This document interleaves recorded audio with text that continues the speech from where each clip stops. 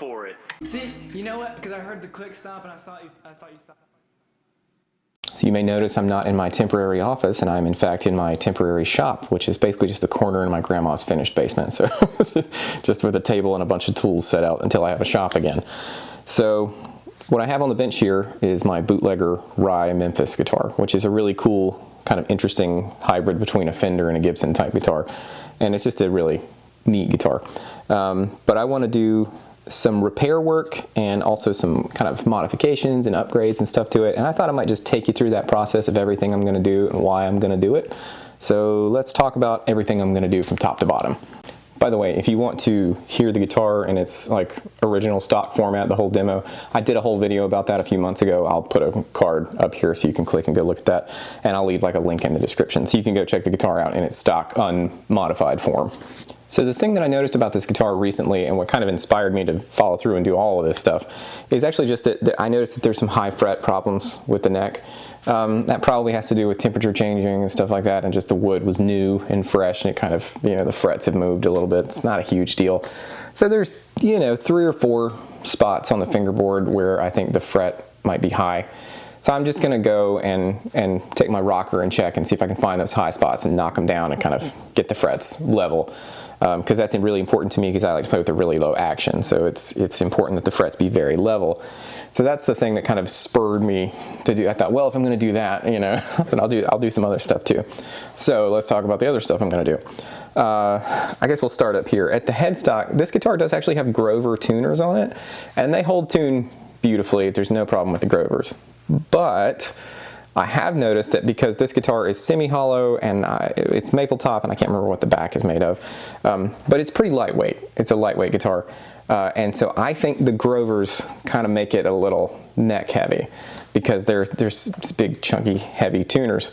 So I'm going to attempt to put some more vintage style tuners on it. They're actually locking vintage style tuners, and see if that takes a little bit of that weight off the headstock and helps it be a little less neck heavy. Also, I'm kind of going for like a hybrid look here. So these are going to be the kind of old tulip head style tuners like you'd see on a Les Paul or something. So I think that might add a cool aesthetic. So that's one thing we're going to do. Of course, I said we're going to fix the frets. We're going to put Dunlop strap buttons on. I'll take you through that process because I feel like some people don't know how to put these on, and it's very easy. So I'll show you how to do that. The electronics, I'm going to completely kind of just gut and overhaul. Nothing wrong with these electronics. They work perfectly fine. If you like the sound of them, that's great. For me, it's not exactly what I like. There's a kind of a ceramic-y thing happening that I don't personally care for in the kind of stuff that I like to do. So I have access to Planet Tone, which is great. So I'm gonna put Planet Tone pickups in it. I know, a surprise to everyone that watches my channel. I have some Planet Tone humbucker size P90s that I'm gonna put in. Elite Pro P90s, and a matching Elite Pro single coil. So I'm going to do an HSH, but it's actually 2 P90s in a single coil. These are 500K pots with a push-pull. I'm going to replace them with 300K pots to kind of be, again, in the middle. We're kind of going for like an in-between Gibson and Fender type thing. And I'm going to replace the 5-way switch with just a nicer, you know, CRL like hardy vintage style switch. Again, since I'm in there anyway, because I think this is probably one of those, like, I call it an open book switch. I just don't care for those. So if the new switch will fit, that's what we're going to do. I'm going to do some more aesthetic stuff. I'm going to change a few things. I think I'm going to see, I bet I have some cream colored pickup rings, and if I do, I'm going to try putting those on and see what they look like. Again, just in the spirit of that kind of like trying to go between a Tele and a Les Paul sort of thing. I've got a cream colored switch tip for the pickup selector. I have got some gold top hat knobs, like again, what you'd find on like a Cherry Sunburst Les Paul Standard. And I think that pretty much covers everything here. I mean, that's a pretty extensive job, but it's nothing too difficult. So I'm basically just going to kind of, this is the process for me of trying to make the guitar the best version of itself for my particular playing style and the things that I like. So I guess probably what I'm going to start on is the neck, because I think that probably will take me the most time to get right because I'm very particular about frets. So I'm going to remove the neck, and I'll go ahead and remove those tuners and install the other ones. But let's remove the neck and just do some minor fret work, and let's see what it looks like.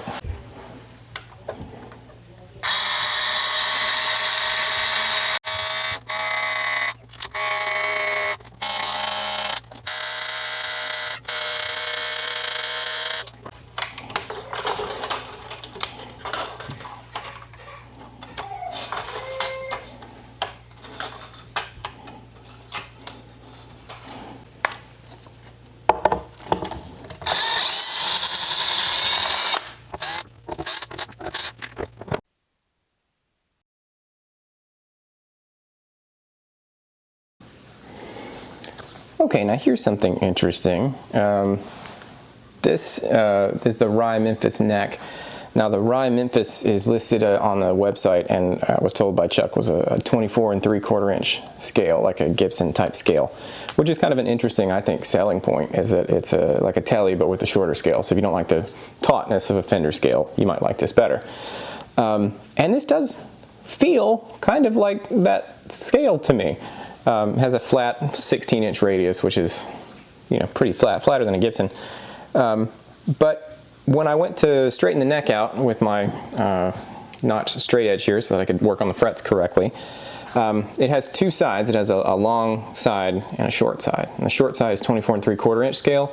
25 inch, or 25.5 inch will be the long side. So I went to put the short side on, and it doesn't line up correctly. So I thought, okay, maybe I'm doing something wrong. I checked it again. Nope. So I flipped it over to the long side, and then it fits. And I thought, huh, that's strange. So I took and put the neck back on the body temporarily, and I just measured with a yardstick. And sure enough, this is absolutely a 25.5 inch scale neck. So I asked Chuck, I just sent him a text message to ask him, you know, is this like a prototype model or something like that? But for sure, this is a 25.5 inch scale. So I just thought that was worth noting. I did double check the radius. It is a 16-inch radius, like what it says on the website, but this is 100% a full 25.5 inch Fender scale neck.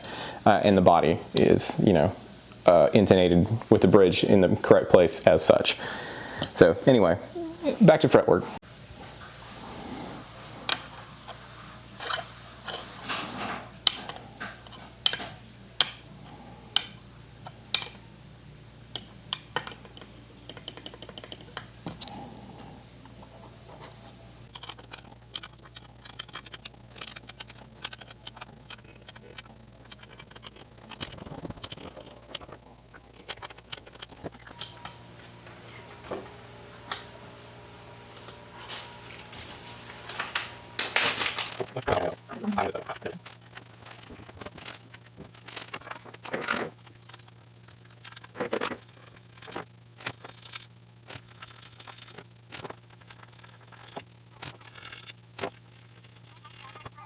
Okay, well, not super great news. I went through with my fret rocker after I got the neck level, and there's like a lot of high spots.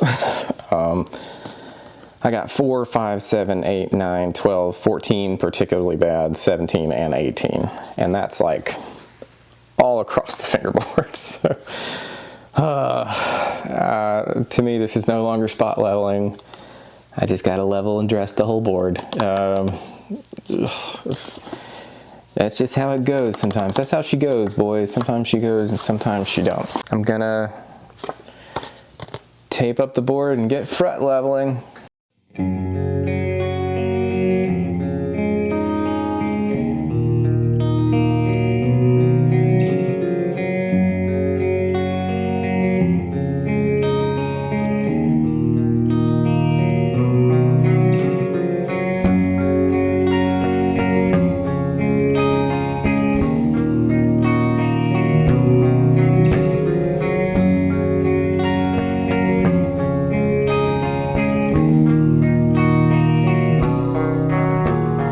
Days were joyous, filled with life and solace. Now you've taken your last ride to a place I cannot follow. I'll wait until tomorrow and follow you into the light. 'Cause rose rosebuds are red and violets are blue. I can't help but miss you and all that you do. The wind can never blow away and neither can time all of the petals that you left behind.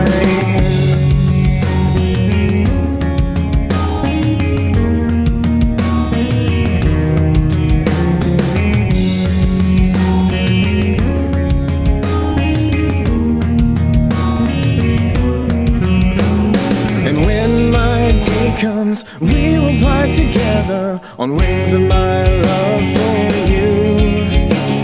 Into the night sky will scatter my dreams, petals of red and blue.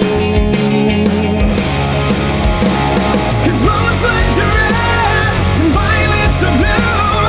I can't help but miss you and all that you do. The wind can never blow away and neither can time all of the petals that you left behind.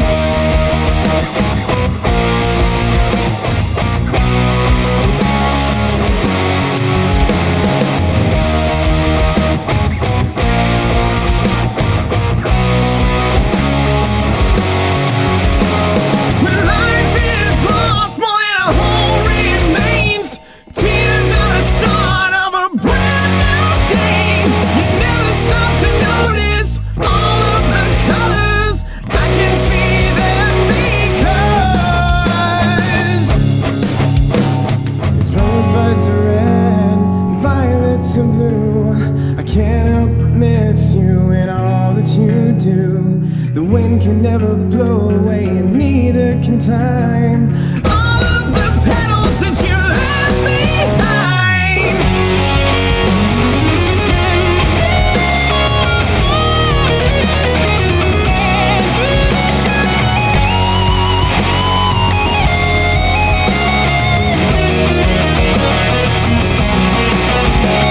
Cause rosebuds will bloom and violets will cry, and every day I'll go out and look at the sky. And though the wind blows strong and carries you far, the petals you scattered will remain in my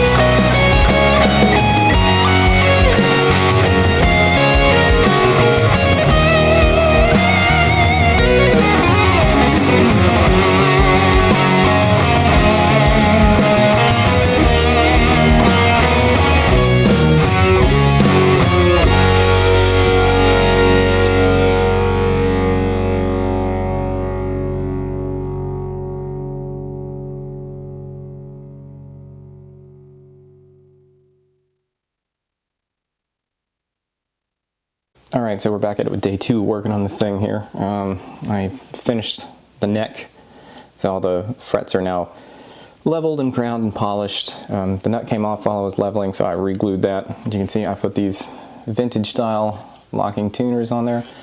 These are some like kind of off Amazon brand something, but they were cheap and I thought they might be worth trying, so we're gonna give them a whirl. I'll put a link in the description to those so you can check them out. But I think they look good on the headstock. I think that's a good like aesthetic. It kind of gives it that vibe. So this is pretty much ready, this part. So now I've got to move to the body. So I've got to do all the electronics work. So I guess I will start by just pulling everything out.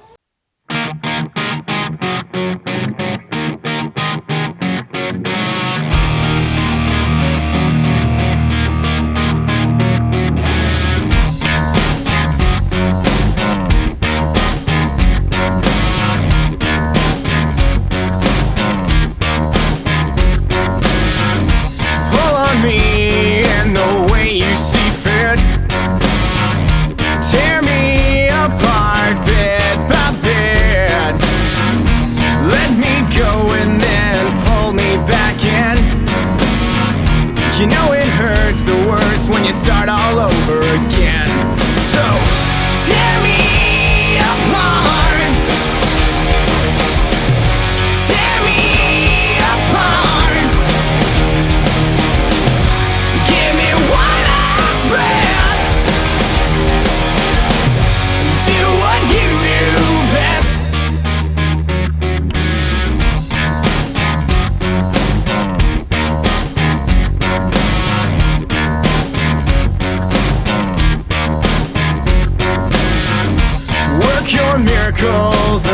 my heart. Wipe my slate clean and leave your mark. Work me over until I'm through, and convince me that I can't live without you. So tear me apart, tear me apart. Give me one last breath. Do what you do best. It's not fair the way you're treating me. I know I've shown you I'm devoted as can be. It's not right to leave me in the dark. I don't wanna walk away from my heart.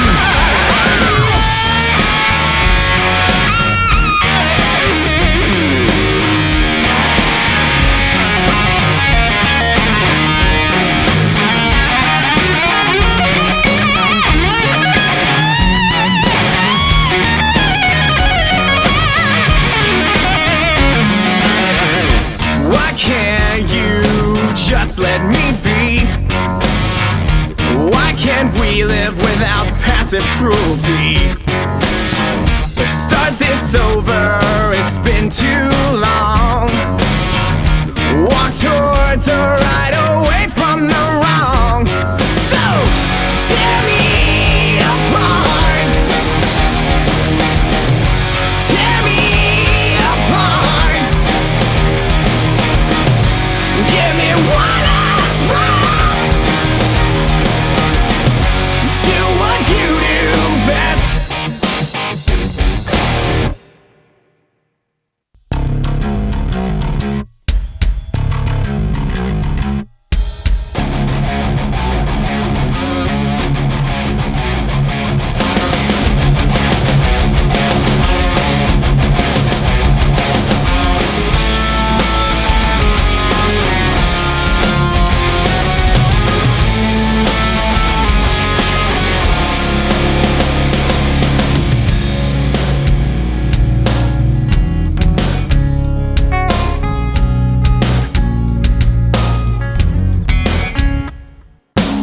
It's been too long, I cry from inside. It's hard to live with the scars I can't hide. My dreams remind me of those I've loved and lost. Time after time, I'm forced to pay the cost. And by the time that you stopped and turned around, burning bridges have fallen to the ground. There is no longer a hand to grasp. Your love is broken and your future's in the past. Your face is burned into my soul. 'Cause time digs the deepest hole, and fate is always running in vain. The sun doesn't heal, it just dulls the pain.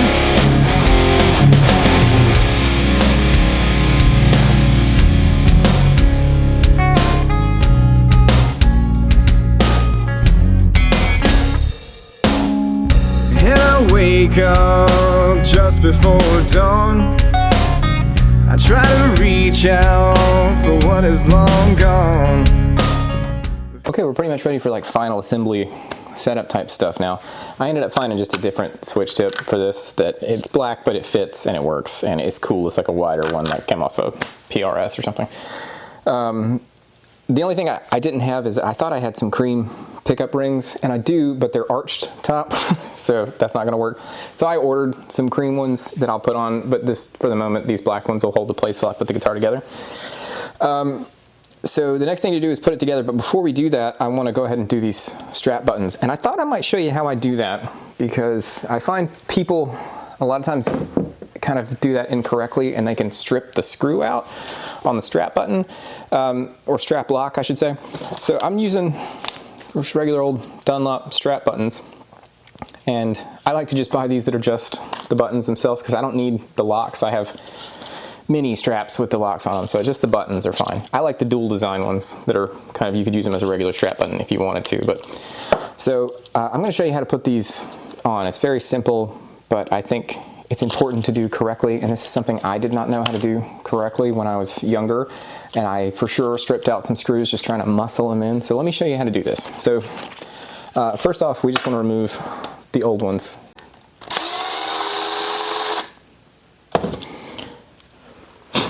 Okay, so remove that one. Go ahead and remove this one. This comes right out. All right. Scissors.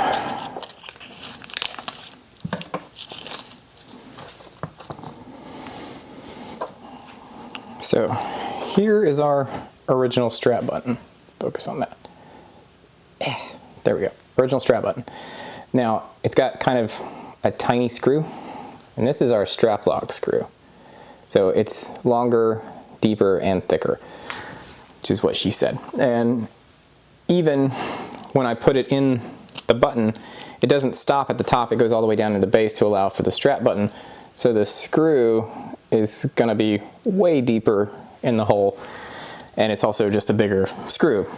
So what that means is that we need to drill for the depth and width to fit this screw and not this one. Because if you try to take a screw like this and just crank it down, even if the wood is soft, you run a pretty high risk of stripping the head of the screw out. And where this screw sits way down inside of the strap button, if you strip it out, you're gonna have a bad time getting it off. I speak from experience. You have to like cut pieces of this off and then back it out. It's a real pain in the butt. Don't do that. So I'm gonna show you how to do it. So first of all, what you want to do is go ahead and put the strap button kind of together. So pull the screw all the way through, take your felt pad, kind of wind it all the way down, and that'll kind of hold the screw how far through it's going to be. That's going to tell you how deep you need the hole to be. Then you want to find the correct size drill bit. So I think it's this one, because I usually have one kind of marked for this.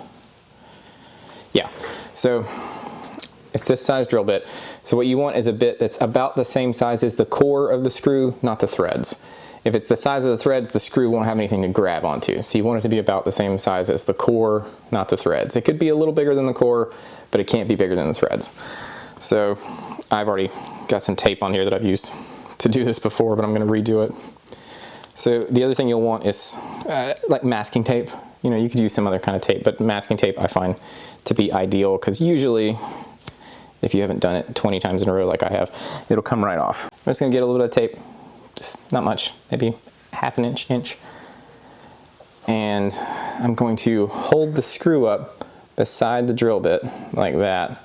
And I'm gonna kind of measure the length of the screw and the drill bit. So I wanna drill just a little bit less than the length of this screw. So it's hard to do while I'm showing you, so I'm gonna have to just do it here and then I'll show you after I get done with it. Okay, so about like that. So hopefully you can see what I've done there is kind of where the core of the screw starts to taper. That's where I want the end of the drill bit to be, so that this end has something to sink into. So that's what I'm looking for. And then this tape here is depth stop. What it does is you're gonna drill all the way down to the point where the tape is and then stop.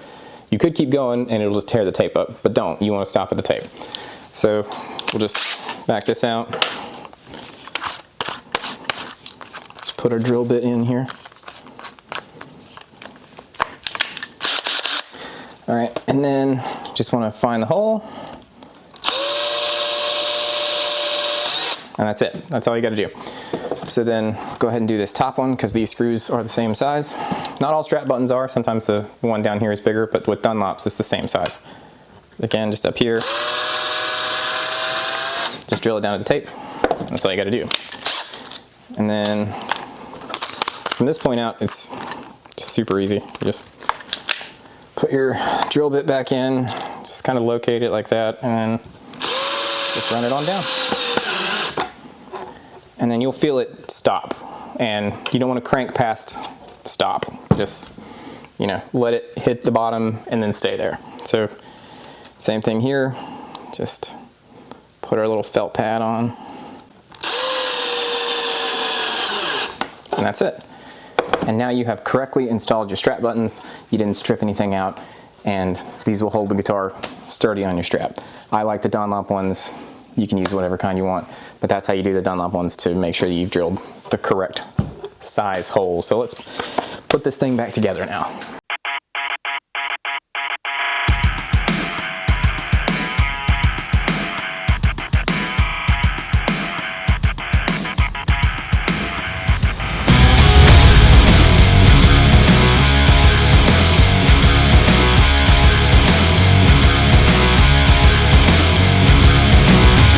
All illusion is foregone conclusion, and desperate measures born of desperate minds.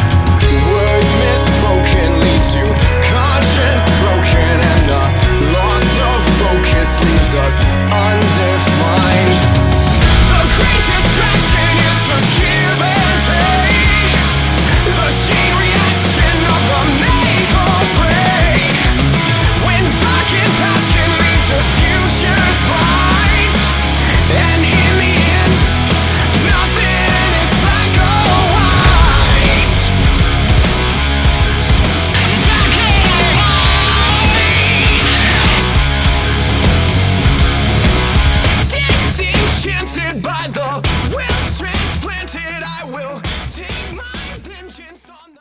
Okay, so we are back in my office, and it is like 4 to 6 weeks later. And the reason being, after that same afternoon that I shot that video that was the last segment of this where I'd kind of put the guitar together, I put the guitar in the back of the van, and I went to go pick up Cora from school because I was working over at my shop. So I went to go pick up Cora from school, and while we were on the way home from school, we had stopped in a line of cars, and I think it was maybe a school bus, a few cars in front of us or something. But a guy came around the curve just not paying attention, and he hit us. We were stopped, and he hit us in the rear at about 45 miles an hour, and just absolutely totaled our van. Fortunately, none of us were injured. I mean, I was kind of sore, but the kids were fine. But it just destroyed the van, totaled it. I'll put a picture up. And my poor little frog hanging in the window too. This was actually in the back of the van, and I had the seats laid down, but fortunately it was just a really tough van, and it didn't collapse in enough to hurt this, so that's nice, because I just put all that work into it. But anyway, that kind of derailed us for a long time. You know, the van got totaled, and then we had to deal with insurance, and then the guy that hit us, like, they couldn't find him or something. I don't know. But let's get back to this guitar. So the Bootlegger here, the Rye Memphis. I'm going to go over everything that I did to it just to, you know, kind of summarize and remind myself. And then we'll go through and we'll do some playing sound examples, and you can hear what it sounds like. So first and foremost, the big thing that I needed to actually fix on the guitar was the frets. So the frets, when I got the guitar, were totally fine. But I suspect that maybe the wood that they used to build this guitar had not completely cured or dried yet when they built it. And as such, over the past however many months I've had it, or a year or something that I've had it, it developed some unlevel frets, some high spots. And unfortunately, they were bad enough that I had to take off a pretty sizable amount of fret material. So my final fret height on this now is like 33 thousandths or something, which is like 20 thousandths less than I want it to be. It's perfectly playable, especially if you're one of those guys who prefers the short frets. My dad will love this guitar. Maybe I should give this to my dad. But it's, for me, like totally playable, but it's weird because I like having big frets because I use bigger strings. I also, as you probably remember, I changed the machine heads to something that I thought looked nice. They're locking, but they, most importantly, weigh less to help kind of keep the guitar from doing the neck dive thing.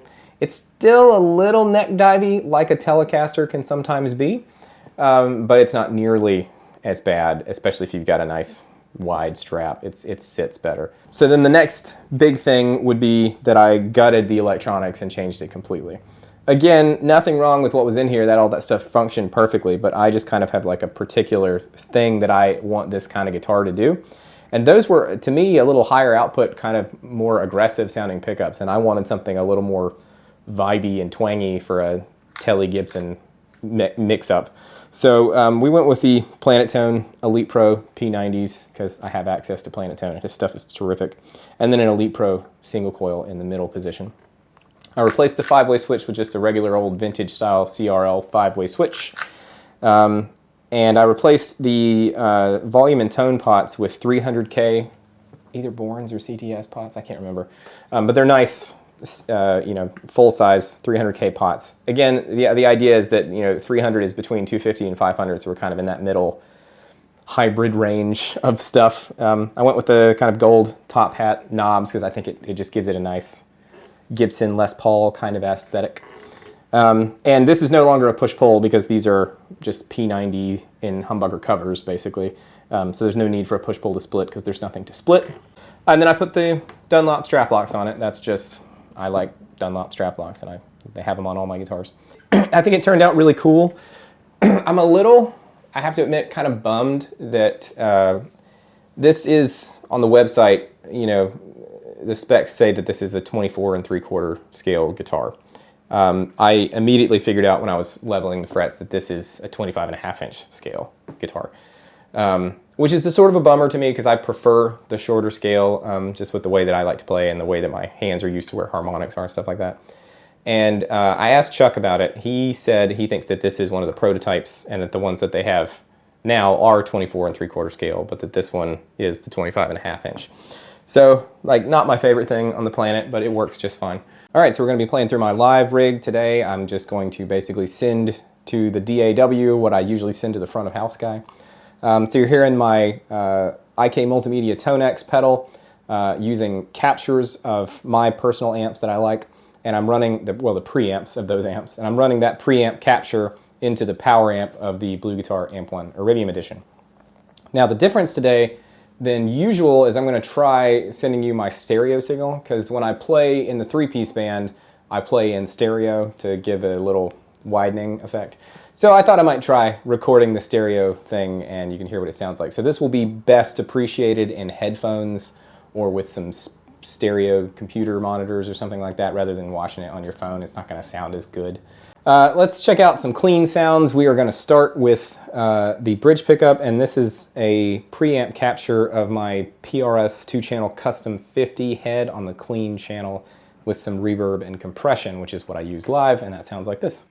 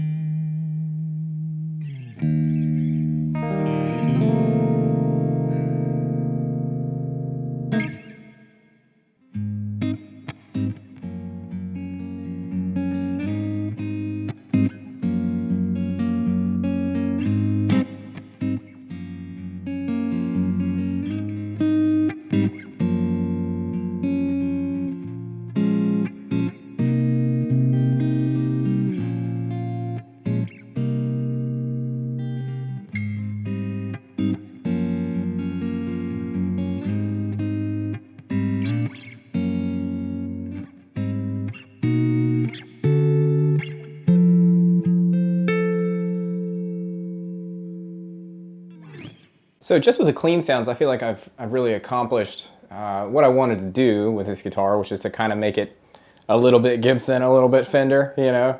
And I feel like the P90s, especially in this humbucker size, they're like a little fatter sounding than a regular P90, but they still have that clarity thing. And if you want to get sort of clucky, they'll do that too, depending on how you apply pressure with the pick and if you have it paired with the middle pickup or not. So I was able to cover twangy, telly kind of stuff all the way to like almost kind of pseudo jazz. I'm not very good at jazz, but you know, you get the idea. But let me put it on a mid-gain sound. So this is the PRS 2-channel custom 50 on the lead channel with kind of a mid-gain warm syrupy sound. And that sounds like this.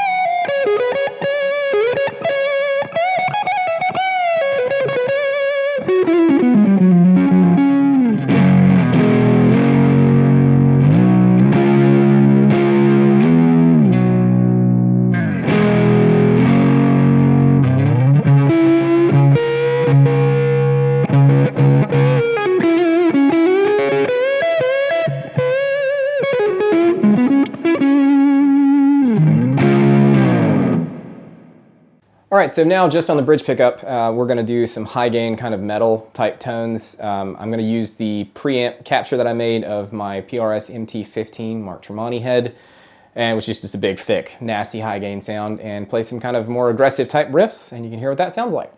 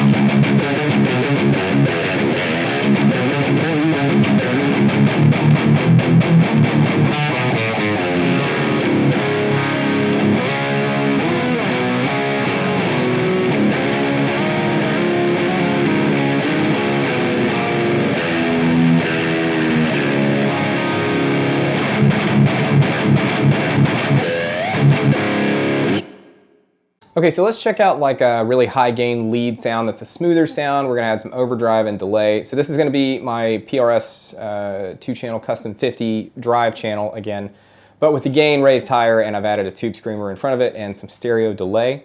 And that kind of just gives it like a big spacey, echoey, Andy Timmons kind of sound, which I really dig. And I'll just flip through some of the different pickup sounds. You can kind of hear what that stuff does in this setting.